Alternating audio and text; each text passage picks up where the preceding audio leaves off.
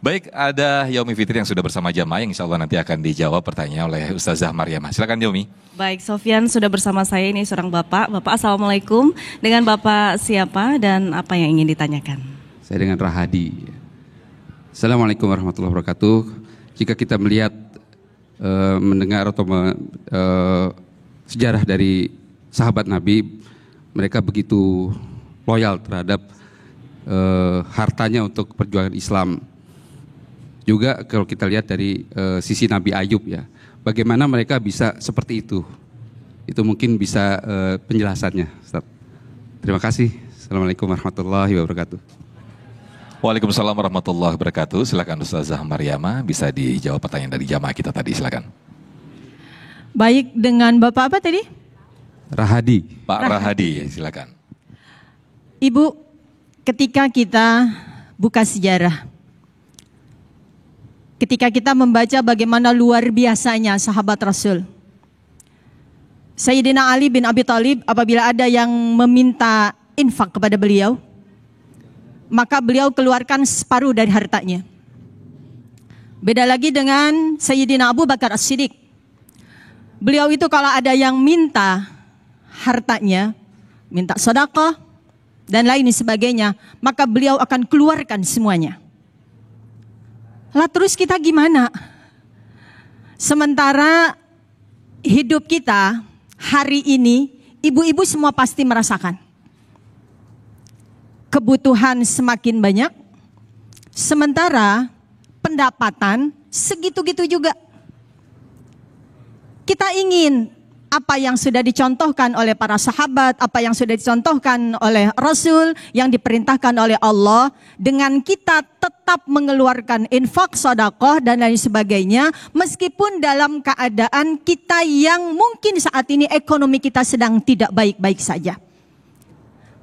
Bapak Ibu, saya sarankan kalau kita berniat untuk berinfak, maka bersegeralah. Jangan terlalu banyak mikir. Jangan terlalu dihitung-hitung. Nanti kalau saya sedekah segini, siang masih bisa makan bakso apa enggak? Ya, karena meski kita tidak bisa sehebat Sayyidina Ali, kita tidak bisa sehebat Abu Bakar As-Siddiq, minimal kita punya sifat sakhawah. Apa itu sakhawah? Selalu pengen ngasih. Karena Rasul kita mengajarkan tangan yang di atas itu lebih mulia daripada tangan yang di bawah. Ya, sementara ngasihnya berapa sesuaikan dengan kemampuan kita, tapi prinsip hidup yang harus kita pegang, sesungguhnya hidup itu murah, yang bikin mahal gaya kita. Ya nggak sih? Jadi ibu-ibu, kalau selama ini kok saya nggak ada ya uang yang bisa disisihkan untuk sedekah. Kok nggak bisa ya yang uang untuk saya kasih kepada orang tua saya, mertua saya, saudara-saudara saya.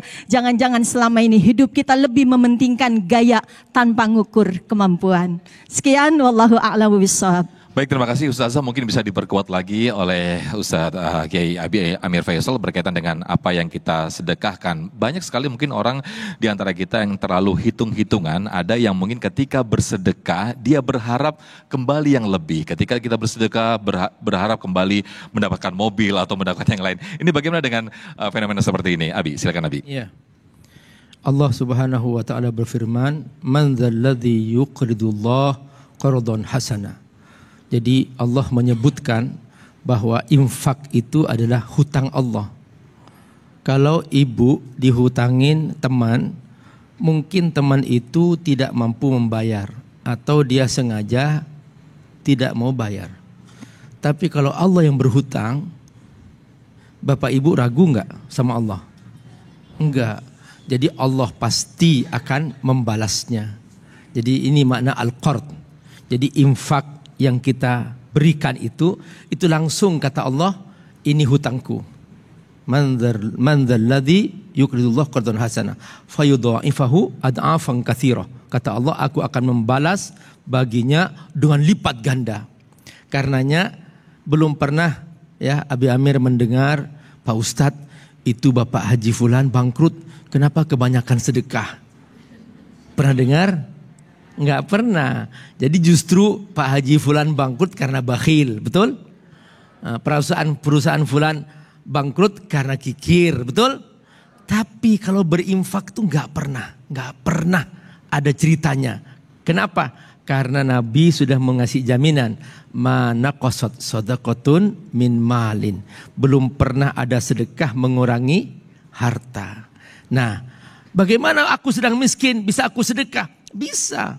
Nabi bersabda, ittaqin nar walau bisyaqqi tamr.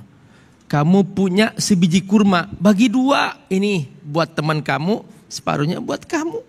Jadi nggak usah menunggu kaya untuk bersedekah.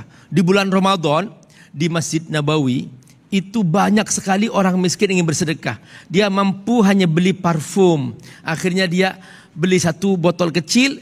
Dia berdiri di depan pintu Masjid Nabawi. Setiap orang lewat dia olesin. Setiap orang lewat dia olesin. Berapa orang yang harum masuk Masjid Nabawi karena sedekah parfum dia itu.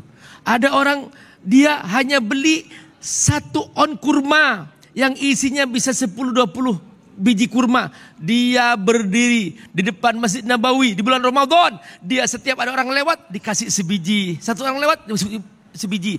Menjelang buka puasa. Sehingga dia pas adzan berbunyi dia makan dengan sebiji kurma yang disedekahkan itu. Betapa mulianya seseorang yang bersedekah hanya dengan sebiji kurma. Makanya kata Nabi, jangan menunggu kaya untuk sedekah. Justru sedekah terbaik saat kamu sulit. Ya, saat kamu sulit. Ya. Itu dia, bahwa sedekah terbaik saat kamu sulit. Kalau orang sedekah, dia sudah kaya, biasa. Wah, ada lebihnya kok. Justru wajib dia. Dan di hari kiamat dia akan dihisap oleh Allah. Dia Allah kasih kelebihan, nggak bersedekah. Kalau ada orang miskin bersedekah, ini sebuah kemuliaan yang luar biasa. Semoga Allah berkahi.